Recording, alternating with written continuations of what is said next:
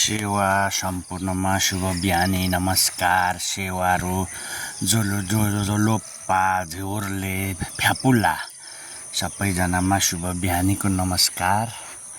हावाको क्षति यो हावा नभए पनि नहुने हावाले हेर्नु कोला ढालेर यस्तो छ। यो कोला बगानमा सानो बगान कोलाको छ।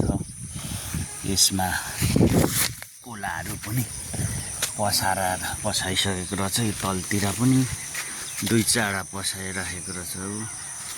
यो कोलाहरू पसाउने क्रम यो जारी छ धेरै। यो एकजनालाई र सागसब्जी अब बर्खा लाग्यो। यो एउटा औषधि रहेछ। यो सजीवन भन्छ। यसको मुन्टा पनि खानु हुने रहेछ। यो धेरै किसिमको रोग रहेछ तर हामी नजानेर चाहिँ यसलाई गर्दो रहेछौँ। यो उखु अब यति सानो बोट चल्यो हेर्नु। यसमा अम्बक 3 दाना फलिसकेको थियो। यो केटाकेटीले बिगार गरेछ स्कुले भाइ बहिनीले हो कि।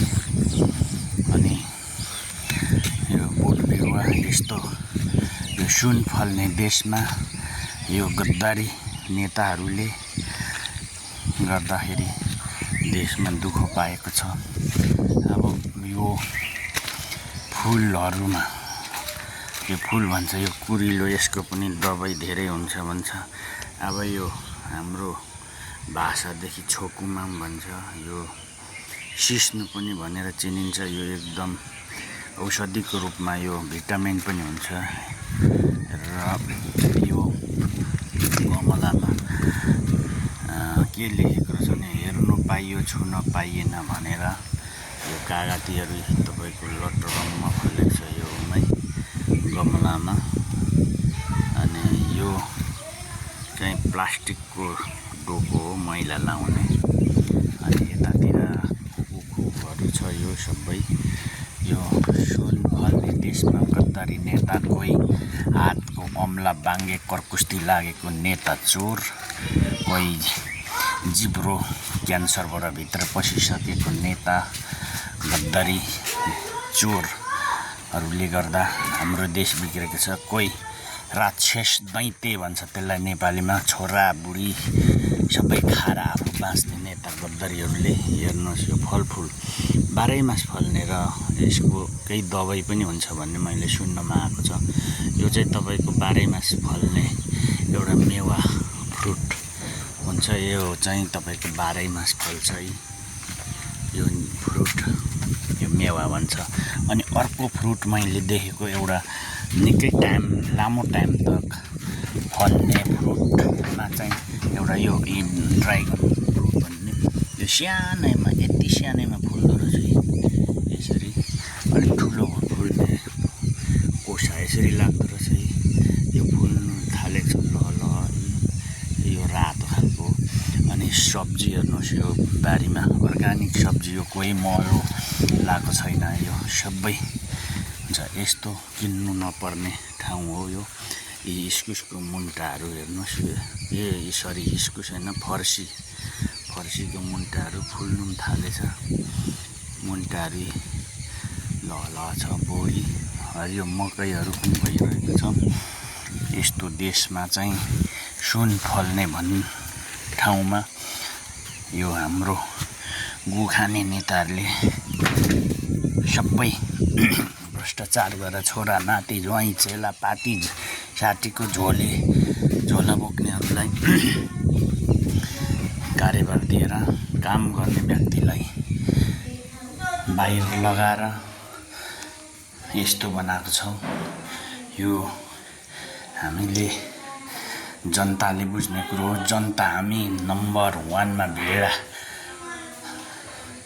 पार्टीलाई दोष छैन, जनता काम गर्ने व्यक्ति गु खाने व्यक्तिहरूलाई दोष छ। अब अहिले यो एक सिजने फ्रुट भन्छ यसलाई चाहिँ अङ्गुर। यो एक सिजनमा यसरी फलेको छ पाकेर लटरममा। यो यता यो साइडमा छ चराले खाइसकेको रहेछ। चराहरूले पुरै खाइसक्नु लागेको रहेछ। यहाँ खाने मान्छे हामी दुईजना, कि रुई कि फुई, जाडोमा चाहिन्छ दुई भन्थ्यो, त्यस्तै हामी दुई मात्रै छौँ। बुढाबुढी नानीहरूले आफ्नो अन्डादेखि चल्ला भएर निस्केर पखेटा लागेर उडिसकेको छ। उडेर आफ्नो हिसाब किताब, आफ्नो भविष्य खोज्दै हिँडिरहेको छ। अब यो प्लान्टहरू एउटा यो अलिक महँगो प्लान्ट छ। यो जाग्ने हो कि नजाग्ने हो।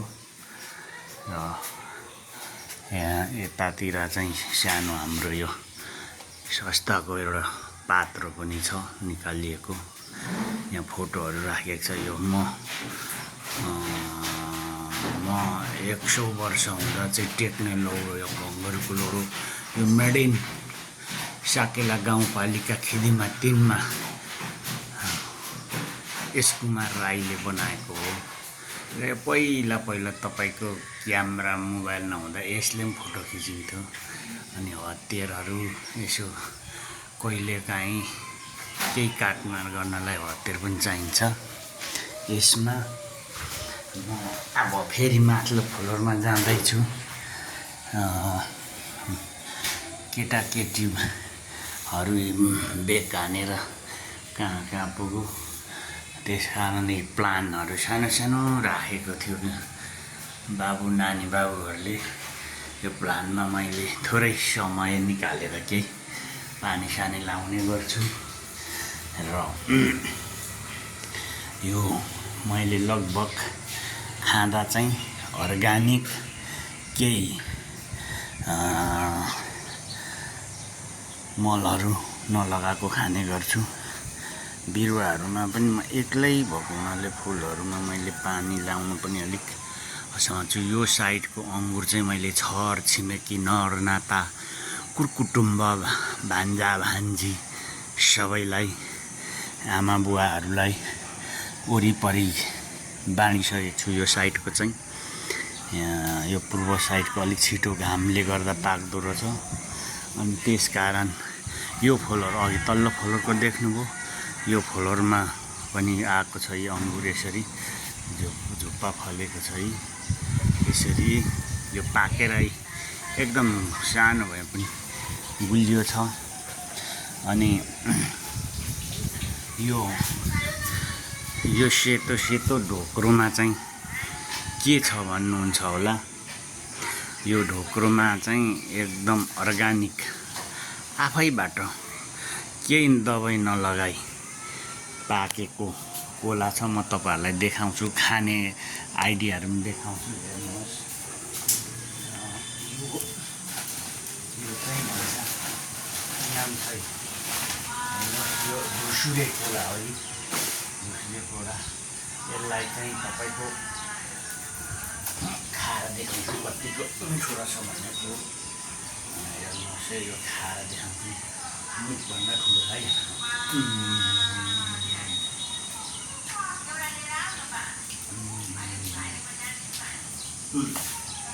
यो धुसुरे हो। अब अर्को यो सुगर फ्री भन्ने मैले फेरि इन्डियाबाट ल्याएको छु।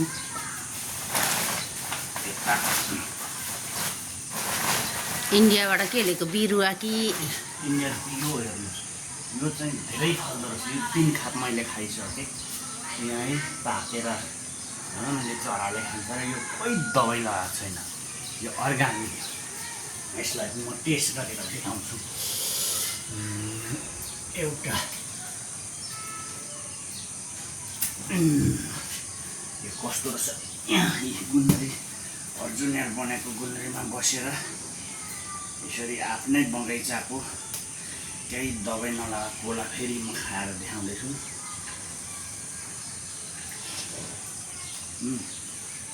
यो अलिक गुलियो रहेनछ, मसैलो रहेछ। सुगर फ्री भनेको छु।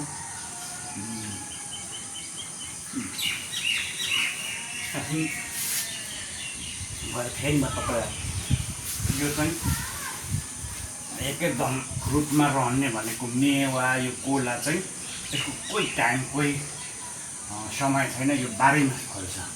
हेर्नुहोस् यो यति खापिएर फलेको छ कि यो माथि थियो लगभग 16 कान्डी थियो होला, आज चाहिँ 10 कान्डी थियो।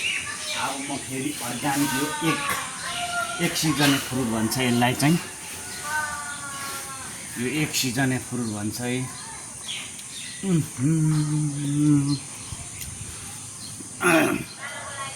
यो झन् मिठो रहेछ, सानै भए पनि गुलियो। यहाँ हावा खाँदै म खाँदैछु।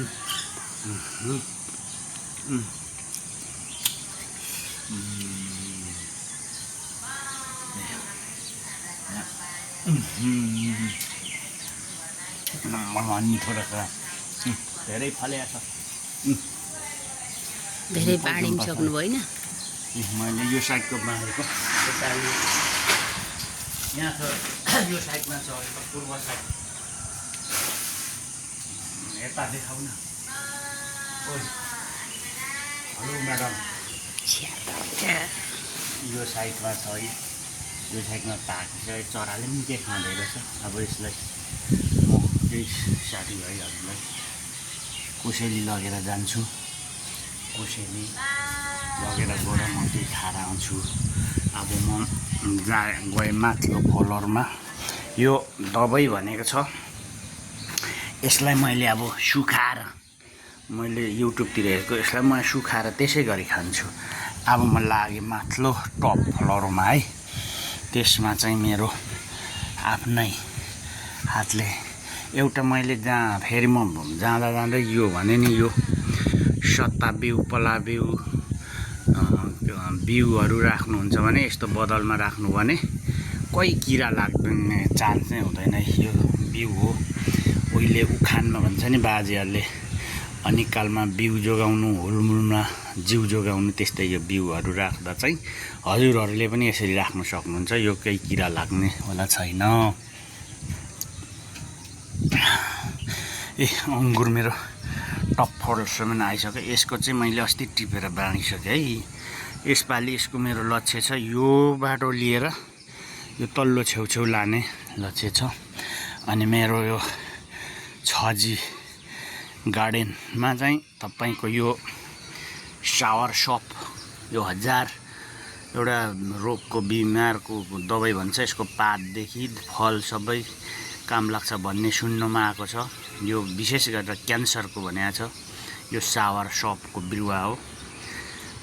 अनि यहाँ चाहिँ ड्राइगन फ्रुट मैले माथि हुन्छ हुँदैन भनेर राखेको, यहाँ पनि फुल्दैछ हो। यो पनि निकै यो ड्राइगन फ्रुट भन्ने चाहिँ 5 सिजन फल्ने रहेछ सालमा।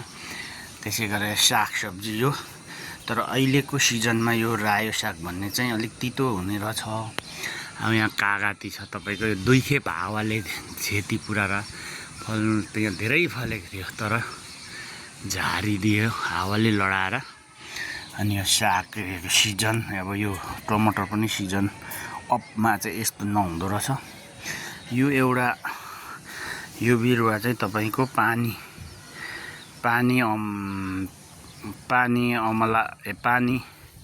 के भन्छ के अरे यसको नाम, चिनी आलु भन्ने मुनि यत्रो फल्छ।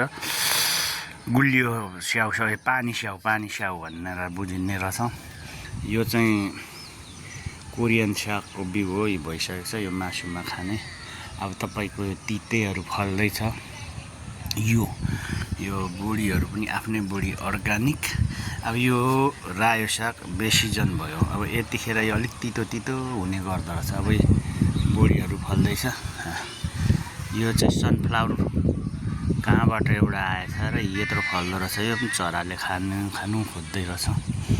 यो सागहरू यो रायो सागहरू यो 12 मास हुन्छ क्या र। यो रायो साग खाने मान्छे, यो तिते करेलाहरू, घिरौलाहरू, यो तिते करेला यसरी फलिराखेको छ।